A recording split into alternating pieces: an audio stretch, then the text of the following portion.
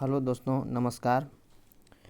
आज 6 अप्रैल 2022 के current affairs को हम लोग देखते हैं। सबसे पहले मोटिवेशनल कोट, सब्र रखो अभी मेहनत जारी है, वक्त खुद कहेगा अब तेरी बारी है। मतलब सब्र रखते हुए हमें मेहनत करते रहना चाहिए ताकि वक्त खुद कह सके कि अब तेरी बारी है। मतलब हर किसी का समय आता है। इसी के तहत फर्स्ट क्वेश्चन है, राष्ट्रीय समुद्री दिवस। राष्ट्रीय समुद्री दिवस यानी नेशनल मैरीटाइम डे, यह प्रतिवर्ष 5 अप्रैल को मनाया जाता है। 5 अप्रैल को ही क्यों मनाया जाता है? क्योंकि 5 अप्रैल 1919 को मुंबई से लंदन क्या गया था, एसएस लॉयल्टी जहाज़ रवाना हुआ था। एसएस लॉयल्टी जहाज़ कहाँ से कहाँ, मुंबई से लंदन रवाना हुआ था। कब रवाना हुआ था? 5 अप्रैल 1919 को। इसीलिए 5 अप्रैल को प्रतिवर्ष राष्ट्रीय समुद्री दिवस मनाया जाता है। और राष्ट्रीय समुद्री दिवस 2022 का थीम है सस्टेनेबल शिपिंग, यानी सतत शिपिंग करना, मतलब पर्यावरण को ध्यान में रखकर शिपिंग कार्य करना, यह 2022 का थीम है। इसी से रिलेटेड कुछ क्वेश्चन को देखते हैं। काला सागर और ओजेब सागर को जोड़ने वाली जलसंधि का क्या नाम है? तो काला सागर और ओजेब सागर को जोड़ने वाली जलसंधि का नाम है कर्च जलसंधि। यह किधर है? यूक्रेन की तरफ है। विश्व महासागर दिवस कब मनाया जाता है? तो यह 8 जून को मनाया जाता है। विश्व महासागर दिवस 8 जून को और राष्ट्रीय समुद्री दिवस 5 अप्रैल को मनाया जाता है। अब बाल्टिक देश के अंतर्गत कौन कौन सा देश आते हैं? तो बाल्टिक देश के अंतर्गत 3 देश आते हैं, एस्टोनिया, लातविया और लिथुआनिया। कौन कौन सा? एस्टोनिया, लातविया और लिथुआनिया, जिसे लल्ला से याद रख सकते हैं हम, लल्ला, LLE, लल्ले। ये बाल्टिक सागर से सीमा बनाते हैं। कौन कौन? एस्टोनिया, लातविया और लिथुआनिया, इसलिए इनको बाल्टिक देश कहा जाता है। नीली क्रांति का संबंध समुद्री अर्थव्यवस्था से है। समुद्र में रहने वाले जीवों से जो अर्थव्यवस्था उत्पन्न किया जाता है, उसी से नीली क्रांति का संबंध है। अब नेक्स्ट क्वेश्चन की ओर चलते हैं। वन्य जीवों को कानूनी अधिकार देने वाला सबसे पहला देश कौन सा है? तो इक्वाडोर है। दुनिया का पहला देश बन गया इक्वाडोर, जो वन्य जीवों को कानूनी अधिकार दे दिया। इसका मतलब क्या हुआ? कानूनी अधिकार उन लोगों को मिल गया। इसका अर्थ क्या है? इसका अर्थ यह है कि वन्य जीवों के साथ दुर्व्यवहार को रोकना इसका उद्देश्य है। यानी कि वन्य जीवों को कानूनी अधिकार मिल गया, मतलब वन्य जीवों के साथ, माने जंगली जानवरों के साथ कोई भी दुर्व्यवहार नहीं किया जा सकता है। अब बात है इक्वाडोर की। तो इक्वाडोर की राजधानी कहाँ है? इक्वाडोर की राजधानी है क्वेटो। क्वेटो है इक्वाडोर की राजधानी। तो यहाँ देख सकते हैं इक्वा में क्वा आ रहा है, तो क्वा से क्वेटो, इक्वेटो, इक्वा क्वेटो, माने इक्वाडोर की राजधानी कहाँ है? क्वेटो है। अब हाल ही में फर्स्ट वन्य जीव संरक्षण बॉन्ड किसने जारी किया? तो फर्स्ट वन्य जीव संरक्षण बॉन्ड विश्व बैंक ने जारी किया। विश्व बैंक जारी किया। और किसके लिए जारी किया? काले गंडों के लिए। काले गंडे कहाँ पाए जाते हैं? अफ्रीका के अंदर। अब नेक्स्ट देखते हैं, माउंट कोटोपेक्सी ज्वालामुखी कहाँ पाया जाता है? तो माउंट कोटोपेक्सी ज्वालामुखी इक्वाडोर के अंदर पाया जाता है। नेक्स्ट, विश्व वन्य जीव दिवस कब मनाया जाता है? विश्व वन्य जीव दिवस 3 मार्च को मनाया जाता है। बढ़ते अपराध के कारण 60 दिन का आपातकाल कहाँ लगा था? इक्वाडोर में लगा था। इक्वाडोर में आपातकाल बढ़ रहा था, इसलिए वहाँ पर 60 दिन का अपराध बढ़ रहा था, इसलिए वहाँ पर 7 दिन का आपातकाल लगाया गया था। कहाँ? इक्वाडोर में। आर्थिक संकट के कारण आपातकाल कहाँ लगा? तो आर्थिक संकट के कारण आपातकाल श्रीलंका में लगा है, जो कि हमारा पड़ोसी देश भी है। अब नेक्स्ट क्वेश्चन, मुख्यमंत्री बागवानी बीमा योजना किसने जारी किया? तो मुख्यमंत्री बागवानी बीमा योजना को हरियाणा सरकार ने जारी किया। कौन जारी किया? हरियाणा सरकार। इससे क्या है, माने इस योजना का क्या लाभ है? तो प्राकृतिक आपदा में बागवानी फसल का नुकसान होगा तो उसकी भरपाई सरकार के द्वारा किया जाएगा। किसका नुकसान? बागवानी फसल का। बागवानी फसल के अंतर्गत क्या क्या आता है? सब्जी, मसाला और फल, माने सब्जी का उत्पादन, मसाला का उत्पादन और फल के उत्पादन को बागवानी कहा जाता है। इसमें इस योजना के अंतर्गत 21 फसलों को शामिल किया गया है।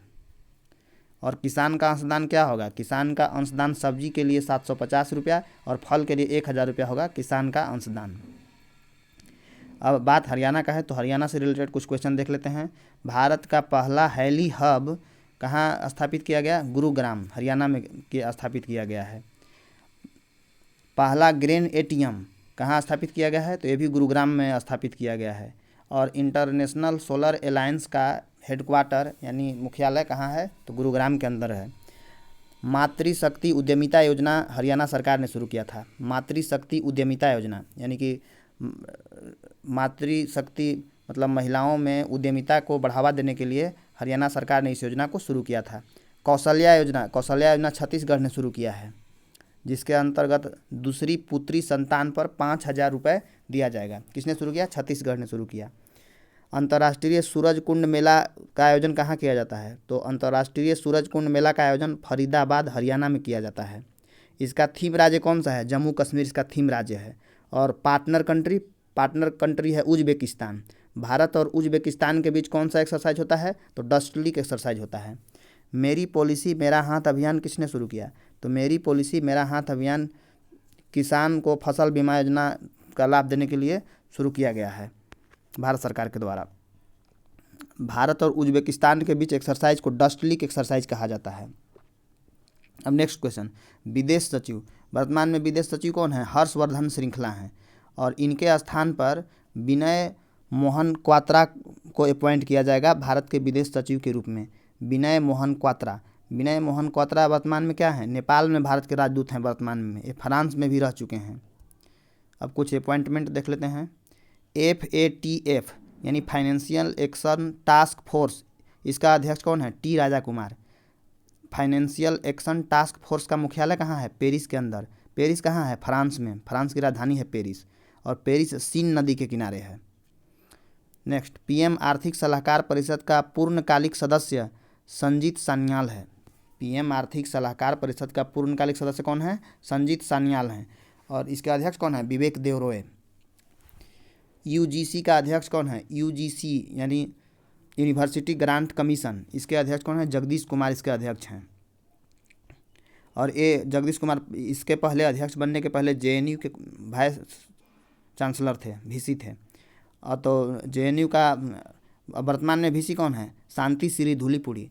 JNU की वर्तमान VC शांति श्री धूलीपुड़ी है, जो JNU की पहली महिला VC है।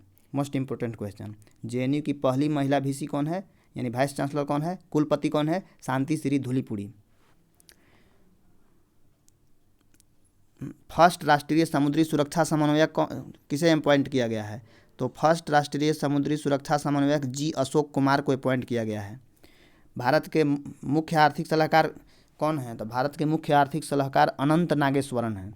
कौन है? अनंत नागेश्वरन भारत के मुख्य आर्थिक सलाहकार हैं।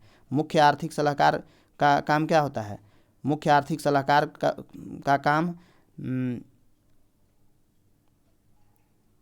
वित्तीय सर्वेक्षण रिपोर्ट तैयार करना होता है, और उसको जारी कौन करता है? वित्त मंत्रालय जारी करता है। Next question, Miami open tennis tournament. Miami open tennis tournament का आयोजन कहाँ किया गया था? अमेरिका के अंदर इसका आयोजन किया गया था। पुरुष वर्ग में विजेता रहे हैं कार्लोस अल्कराज, जो कहाँ के हैं? स्पेन के। कार्लोस अल्कराज पुरुष वर्ग के विजेता हैं, जो स्पेन के रहे हैं। और 18 वर्ष इसका उम्र है, और ये सबसे युवा हैं अभी तक के। और महिला वर्ग के विजेता हैं इगा स्वेटक हैं, जो पोलैंड के रहने वाले हैं। और यही इगा स्वेटक जो हैं वो फ्रेंच ओपन 2021 का विजेता भी रहे थे। 2021 जो फ्रेंच ओपन हुआ था उसका विजेता भी यही इगा स्वेटक रहे थे महिला वर्ग में। ऑस्ट्रेलियन ओपन 2022 में महिला वर्ग के विजेता एश्ले बार्टी हैं। महिला वर्ग के विजेता कौन है? Ashleigh Barty. किस देश के हैं एश्ले बार्टी? ऑस्ट्रेलिया के हैं। और यह इंपॉर्टेंट इसलिए है कि इन्होंने संन्यास लेने की घोषणा की है।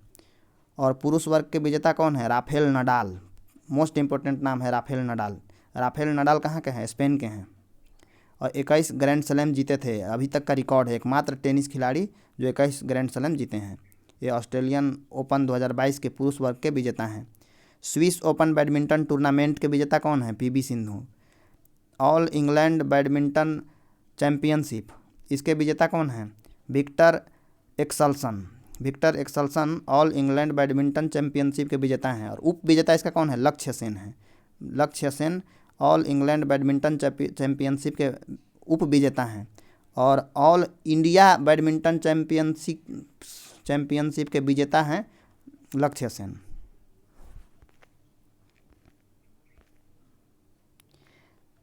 आईसीसी महिला कप के विजेता कौन है? ऑस्ट्रेलिया, 7 बार जीता है। उप विजेता कौन है? इंग्लैंड।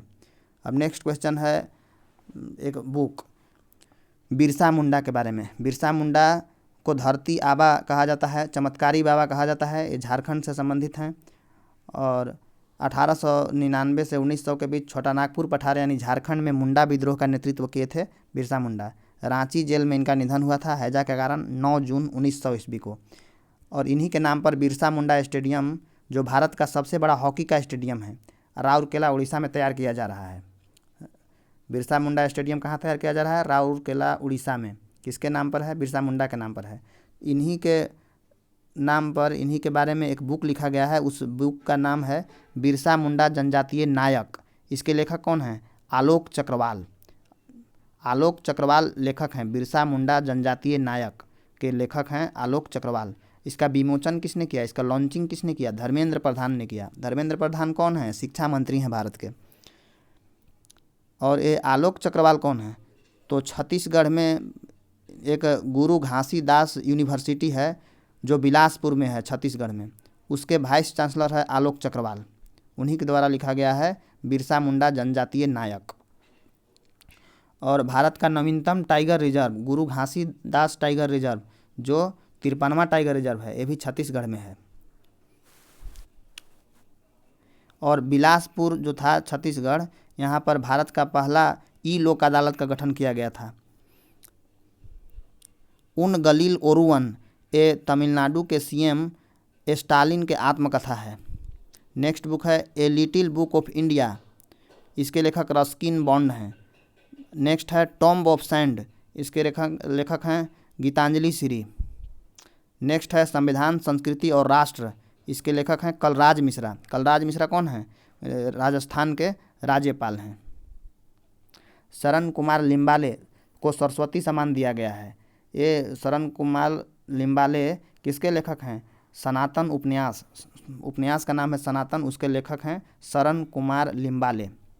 अब नेक्स्ट हिम प्रहरी योजना।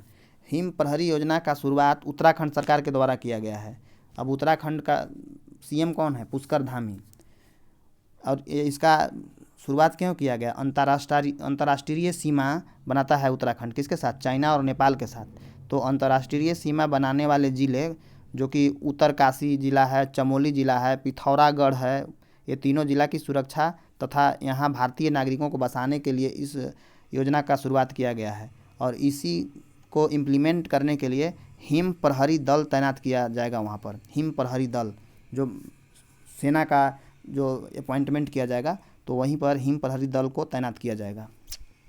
अब उत्तराखंड की बात है तो उत्तराखंड में विधानसभा की कितना सीट है? 70। अब उत्तराखंड का प्रथम महिला स्पीकर कौन थी विधानसभा की? कौन है? तो रितु खंडारी है। उत्तराखंड में है 4 धाम परियोजना और चंबा सुरंग, ये उत्तराखंड में है। 4 धाम परियोजना मतलब केदारनाथ, बद्रीनाथ, गंगोत्री, यमुनोत्री, ये चारों धामों को मिला करके 4 धाम परियोजना कहा जाता है। और इन 4 धामों में जाने के लिए चंबा सुरंग का गठन किया गया है, बनाया गया है। हाईएस्ट हर्बल पार्क माने सबसे ऊंचा हर्बल पार्क उत्तराखंड में बना है। हिम तेंदुआ संरक्षण केंद्र उत्तराखंड में बना है। भारत का पहला क्रिप्टोगेमिक पार्क उत्तराखंड में बना है। लाइकेन पार्क भी उत्तराखंड में बना है। अब नेक्स्ट क्वेश्चन है ऑपरेशन उपलब्ध। ऑपरेशन उपलब्ध की शुरुआत आरपीएफ यानी रेलवे प्रोटेक्शन फोर्स यानी रेलवे सुरक्षा बल के द्वारा की गई है। क्यों की गई है? टिकट की कालाबाजारी को रोकना इसका उद्देश्य है, जिससे कि आम जनता को टिकट मिल सके। किसके द्वारा की गई है? आरपीएफ द्वारा। क्या शुरू की गई है? ऑपरेशन उपलब्ध। ऑपरेशन का नाम है ऑपरेशन उपलब्ध, जो कि आरपीएफ के द्वारा शुरू की गई है। ऑपरेशन परिवर्तन। ऑपरेशन परिवर्तन आंध्र प्रदेश सरकार द्वारा की गई है और इसका शुरुआत गांजा की खेती को रोकने से है। यानी गांजा की खेती को रोकने के लिए आंध्र प्रदेश सरकार ने ऑपरेशन परिवर्तन शुरू किया है। ऑपरेशन अमानत। ऑपरेशन अमानत भी आरपीएफ द्वारा ही शुरू की गई है। ऑपरेशन अमानत माने अमानत, किसी के चीज़ खो जाता है तो बोलते हैं कि ये लीजिए आपका अमानत है, यानी खोए हुए चीज़ के वापस करने से संबंधित है ऑपरेशन अमानत। और ऑपरेशन आहट भी आरपीएफ के द्वारा शुरू की गई है। ये किस लिए? ये महिलाओं और बच्चों की तस्करी को रोकने के लिए रेलवे के द्वारा, रेलवे पुलिस फोर्स के द्वारा इसका ऑपरेशन आहट की शुरुआत महिलाओं और बच्चों की तस्करी को रोकने के लिए किया गया है। और ऑपरेशन अमानत माने खोए हुए चीज़ को वापस करने के लिए शुरू किया गया है। अब रेलवे के द्वारा कवच प्रणाली की शुरुआत की गई है। कवच प्रणाली क्या है? टक्कर रोधी प्रणाली है, मतलब स्वचालित टक्कर रोधी प्रणाली, मतलब टक्कर होने से बचाता है। दो ट्रेन एक ही पटरी पर चल रहे हों तो जब टक्कर करने होंगे तो ऐसा प्रणाली है जिससे दोनों ट्रेन रुक जाएंगे। बजट के अंदर वंदे भारत एक्सप्रेस शुरू की घोषणा, कितने बजट के अंदर वंदे भारत एक्सप्रेस शुरू करने की घोषणा की गई थी? तो 400 बजट में यह घोषणा किया गया है कि भारत में 400 नया वंदे भारत एक्सप्रेस का शुरुआत किया जाएगा। अब नेक्स्ट क्वेश्चन है क्वेश्चन 9 मंथन।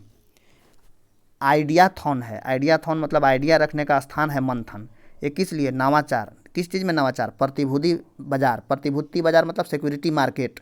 सिक्योरिटी मार्केट को कंट्रोल करने का भारत में काम किसका है? सेबी का। इसलिए सेबी ने ही मंथन का स्टार्ट किया है।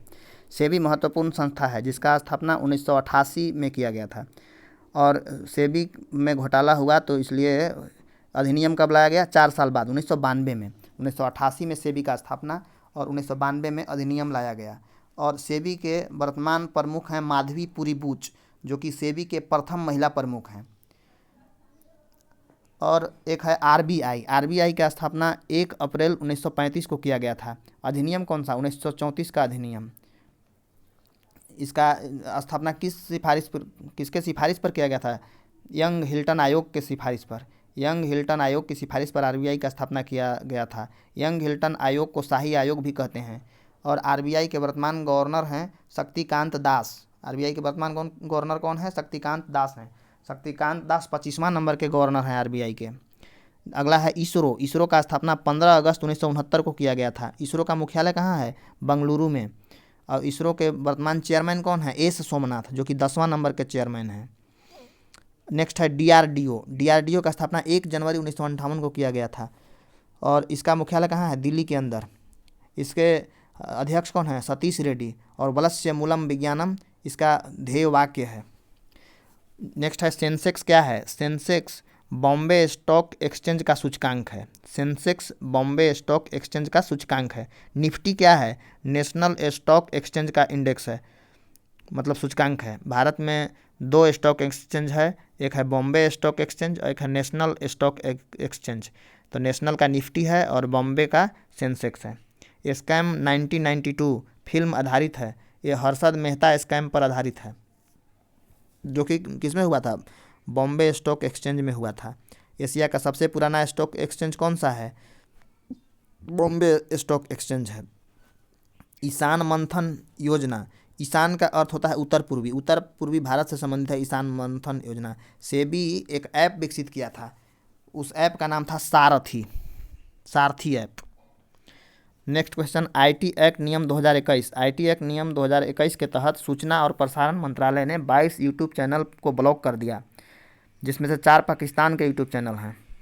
इसमें क्या समस्या हो रहा था? नेशनल सिक्योरिटी और फॉरेन रिलेशन ख़राब हो जाएगा और पब्लिक ऑर्डर को मेंटेन करने के लिए इसका बैन किया गया है। कारण क्या था? कारण यह था कि ये थंबनेल उल्टा पल्टा लगा दे रहे थे और फेक वीडियो को प्रसारित कर रहे थे।